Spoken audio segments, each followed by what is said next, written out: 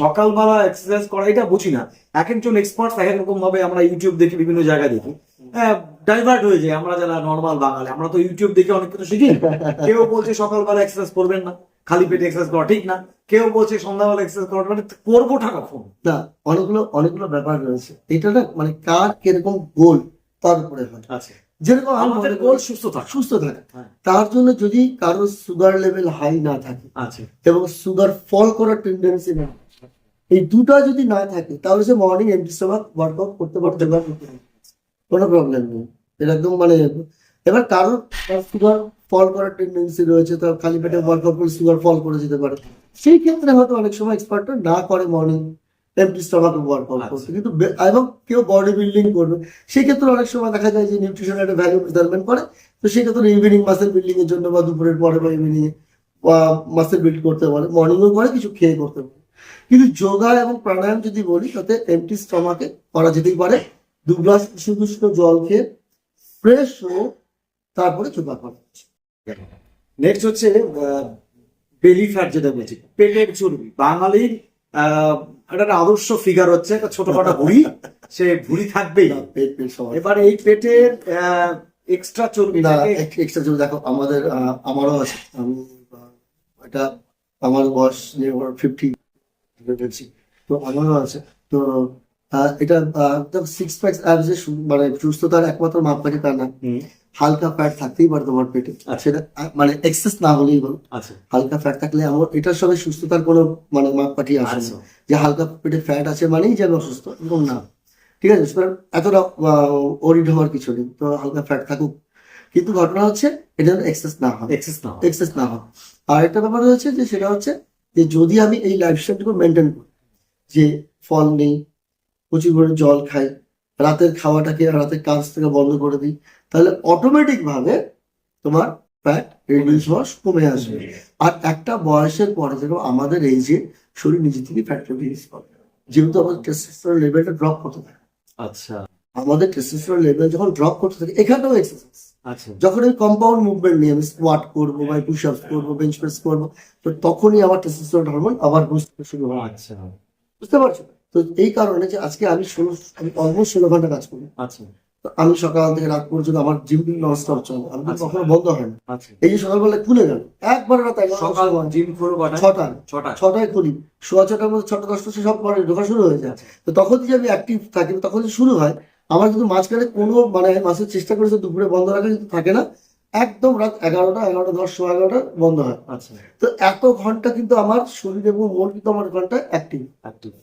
আমি ঘুমাই একদম নিয়ম বহির্ভূত, 4.5 ঘন্টা ঘুমাই, 4-5 ঘন্টা, যেটা উচিত না। যেটা বেশি দিন আমি, তাহলে আমিও হয়তো অসুস্থ হয়ে পড়বো, কিন্তু সামহাও এটা আমার রুটিন চলে এসেছে, করতে হচ্ছে।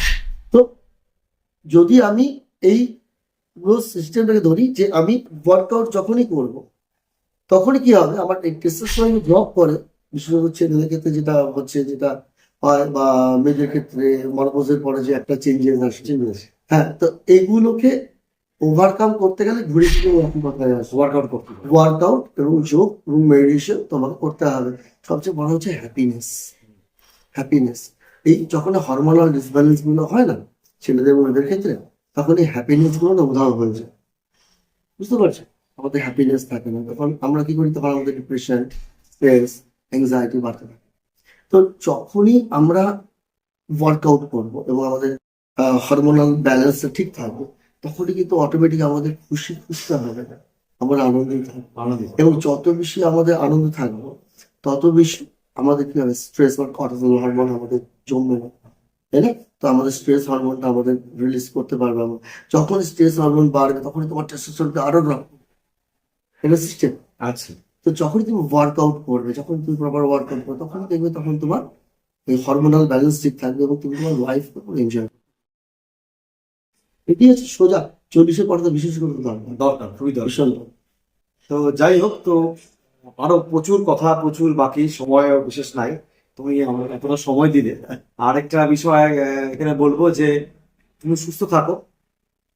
লাস্ট প্রশ্ন, চাকরি অ্যাপ্লিকেশন, তুমি বলছো চাকরির দিকে যাওনি, অন্যান্য প্রোডাক্ট বিজনেস তুমি করনি, একটা আলাদা ট্র্যাডিশন, আলাদা প্রফেশনকে বেছে নিয়েছো, এটার জন্য তোমাকে salute. Thank you so much. নতুন প্রজন্মের যারা বেড়ে উঠছে, নতুন প্রজন্ম 6, 7, 8, 9, 10, তাদের জন্য তোমার বার্তা কি? দেখো, মানুষ এখন অনেক কনসিয়াস হচ্ছে। আজকে প্রায় 9-10 বছর আগে যখন আমি জিম করেছিলাম, তখন কিন্তু খুব বেশি ছিল না জলপাইগুড়ি শহরে। প্রতিদিন কনসিয়াসনেস বাড়ছে, প্রতিদিন মানুষের অ্যাক্টিভিটি বাড়ছে, মানুষের সবাই দেখছি অনেক জিম তৈরি হচ্ছে। তো জিম অনেক তৈরি হচ্ছে মানে কি, মানুষের কনসিয়াসনেস বাড়ছে, হ্যাঁ, মানুষের কনসিয়াসনেস বাড়ছে, মানুষ ধীরে ধীরে ধীরে ধীরে ওটা থেকে এখন বড় হচ্ছে। তো আজকে কি হচ্ছে, আজকে 6, 7 এর ছেলেরা কিন্তু নামগুলো জানে যে অমুক জায়গায় এতগুলো জিম তৈরি হয়েছে, এইসব জায়গায় জিম হচ্ছে। তো মানুষ দেখছে যে বডি বিল্ডিং করছে এরা, মানে এখন ইউথকে দেখছে, ইউথ কিন্তু এদিকে হাঁটছে। তো যখনই ইউথ এদিকে হাঁটছে তখনই মানুষ স্বাস্থ্য সচেতন হচ্ছে ধীরে ধীরে। এবং বাবা মা যখন স্বাস্থ্য সচেতন হচ্ছে, তো অটোমেটিক তাদের দেখা দেখি তার ছেলেমেয়েরা স্বাস্থ্য সচেতন হচ্ছে। আমার এখানে যখন বাবা মারা আসে তাদের বাচ্চাকে নিয়ে আসে, আচ্ছা, বাবা মা করছে সাথে বাচ্চা দেখছে, করছে, তারা দেখছে বাবা মা। এই যে এটা তো মানে নর্মালি আমরা যখন ছিল বাবা মা অফিস সংসারের কাজ এই নিয়েই ব্যস্ত ছিল। আচ্ছা। কিন্তু এখন দেখছি যে বাবা মারা কিন্তু ধীরে ধীরে ধীরে ধীরে অ্যাক্টিভ হচ্ছে। নতুন প্রজন্ম নতুন প্রজন্ম- পড়াশোনার চাপে সময় পাচ্ছে না, কি করবে তারা? এইটা হচ্ছে সবচেয়ে বড় প্রশ্ন। সেখানটা এমন সিস্টেম চেঞ্জ হওয়া উচিত। চেঞ্জ হওয়া উচিত। সেটা আমি তুমি বলে করতে পারবো না। এই সিস্টেম মানে সময় বের করতে হবে সারাদিন আমি থেকে। দেখছি প্রথম কথা হচ্ছে একটা যে লম্বা রেস মানে ছুটছে অনবরত ছুটছে, প্রাইভেট টিউশন থেকে শুরু করে স্কুল থেকে শুরু করে এটা ওটা ছুটে যাচ্ছে, রিল্যাক্সের কোনো সময় নেই। সময় নেই। আর যখন রিল্যাক্স হচ্ছে তখন মোবাইল ধরে নিচ্ছে। মোবাইল অ্যাডিকশন বাচ্চাদের একটা ভীষণ, এটা একটা মহামারী একটা ধারণ মহামারী করেছে, একটা সেটা ধারণ আমি করেছে। দেখেছি। এই মোবাইল অ্যাডিকশনটা মহামারী একটা ধারণ করেছে বাচ্চাদের মধ্যে।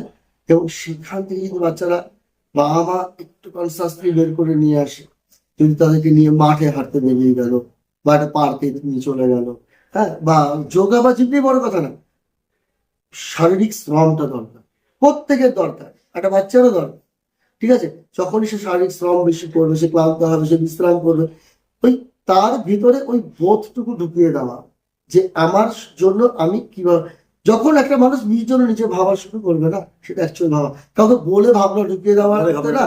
আমি তার বাচ্চাকে বলতে বলতে কতটুকু তাকে ঢুকাতে পারবো, বরং তাকে ওইভাবে বকিয়ে না মেরে তার ভিতরে একটা এনভায়রনমেন্ট তৈরি করি আমি বাড়িতেই, যেখানে আমার বাড়িতেই সেই এনভায়রনমেন্ট রয়েছে। বাড়িতে আমার ঝগড়া হয় না, বাড়িতে আমরা আনন্দের সময় কাটাই, বাড়িতে আমরা যোগা নিয়ে কথা বলি, ব্যায়াম নিয়ে কথা বলি, ভালো ডায়েট, আজকে কি কি ভালো ডায়েট নিলাম সেটা নিয়ে কথা বলি, আজকে আমি সারাদিন কয়টা ভালো বই পড়লাম নিয়ে কথা বলি। তাহলে অটোমেটিক বাচ্চাও সেগুলো দেখে যাবে। তাই না? তো এইভাবেই আস্তে আস্তে প্রজন্ম আশা রাখি যে নতুন প্রজন্ম যারা আসছে হয়তো। তোমার এখান থেকে এই মারুতি মাল্টি জিম থেকে অনেকে পুরস্কৃত হচ্ছে। আমার বন্ধু পার্থ হ্যাঁ, কিন্তু এখন এই বয়সে আমাদের মাস্টার্স করলো 48 বছর বয়সে, হ্যাঁ, ও করলো ফার্স্ট হলো। হ্যাঁ, অনেকেই পাচ্ছে। আমাদের এখানে 12 জন লিফটিং এ গেল, সবাই হ্যাঁ, প্রত্যেকেই ওদের ক্যাটাগরিতে ফার্স্ট প্রাইজ নিয়ে ফার্স্ট প্রাইজ নিয়ে এসছে। একদম। দেখলাম হ্যাঁ। সবকিছু জিনিসপত্রগুলো, একদম। খুব ভালো লাগলো। আরেকটা বিষয় যেটা তুমি সবার মধ্যে ঢুকিয়েছো, পজিটিভিটি। এটা দারুণ, পজিটিভ মাইন্ড প্রত্যেকের মধ্যে আমি দেখলাম। পজিটিভ। আর তোমাকে একটা আলাদা জায়গায় ভাবছে তারা, এটাও একটা গুরুত্বপূর্ণ বিষয়। আমি দেখি ছাত্রছাত্রীরা মাস্টারমশাই দিদিমণিদের বিভিন্ন ব্যঙ্গোৎসবে অনেকেই ডাকে বা অনেকেই ভয় পায়, জিম ইনস্ট্রাক্টর তাকে এতটা গুরুত্বপূর্ণ জায়গায় নিয়ে যাচ্ছে, তার কারণ তুমি ওদের ডেইলি রুটিনটাকে চেঞ্জ করতে পেরেছো। একজন মাস্টারমশাই, একজন দিদিমণি শুধুমাত্র পড়ার বিষয়টা আমরা দেখছি যে কোনটা পড়বি কোনটা পড়বি না, কি কি করবি না করবি, কিন্তু টিচারের দায়িত্ব অনেক বড়। তোমাদের মতো মানুষের কাছে বোঝা যায় যে একজন টিচার গুরু কোন জায়গা যেতে পারে। আগে তাই ছিল, যিনি গুরু, কারণ এই তুমি যেটা বলছো যে তোমার এখানে যোগা তো সে বৈদিক আমল থেকে চলে আসছে না, একদম একদম। সে আমাদের জীবন চর্চার অঙ্গ ছিল, জীবনচর্চা অঙ্গ ছিল। হ্যাঁ, বিভিন্ন মানে সব কোন পাঠান মোগল ইংরেজ সব শাসন আমরা হারিয়ে গেছি। হ্যাঁ, আমাদের ভারতীয় কৃষ্টিতেই যোগা ছিল। যোগা ছিল, সেটা সত্যি কথা। আমাদের বিভিন্ন বৈদেশিক আক্রমণের দ্বারা আমরা আক্রান্ত চলে গেছে। সেখানে গুরুর গৃহে থেকে তারা পড়াশোনা করতো, সেখানেই যোগা চর্চা হতো, সেখানেই একদম। তুমি যেটা বলে মেডিটেশন সেটাও হতো, সব হতো। শিখলাম টিচারের দায়িত্ব আরো কতটা বেড়ে গেল। আমার চেষ্টা করবো বাচ্চাগুলোকে যতটুকু পারি দেওয়ার মতো। না, না, তুমি অনেক ভালো থাকো, আমি আবার আসবো, আমার প্রশ্ন শেষ হলো। হ্যাঁ, আমি শেষ হলো না, প্রচুর প্রশ্ন বাকি।